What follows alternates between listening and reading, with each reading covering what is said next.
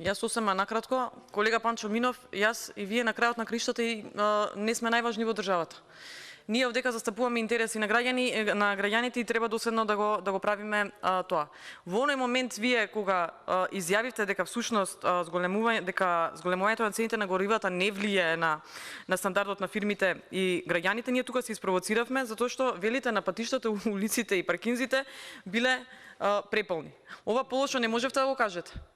Имаше во минатиот мандат, некако денеска ме провоцирате цело време да спомнувам колеги кои што не се тука, јас длабоко се извинувам, но вашиот однос, вашите говори не предизвикуваат на тоа.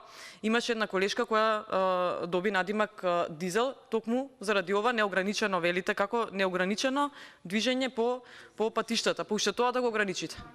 Уште да го ограничите дишењето на граѓаните, бидејќи и од тука се дрзнавте.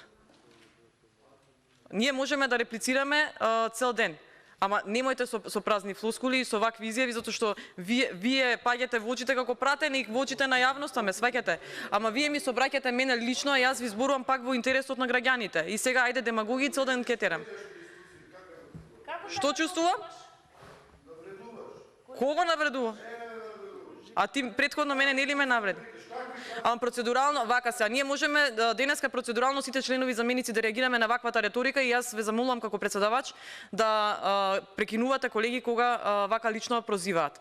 Затоа што да, јас моето лично прозивање кон тебе беше реакција, односно одговор на твоето лично испрашување како да сум на испит овдека не е на дебата за буџет.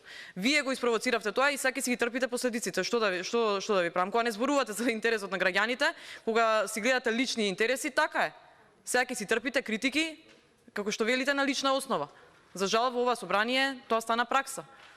Линч и така натаму, притисоци, закани, уцени, да не редам све. Знаете многу добро вие. Благодарам.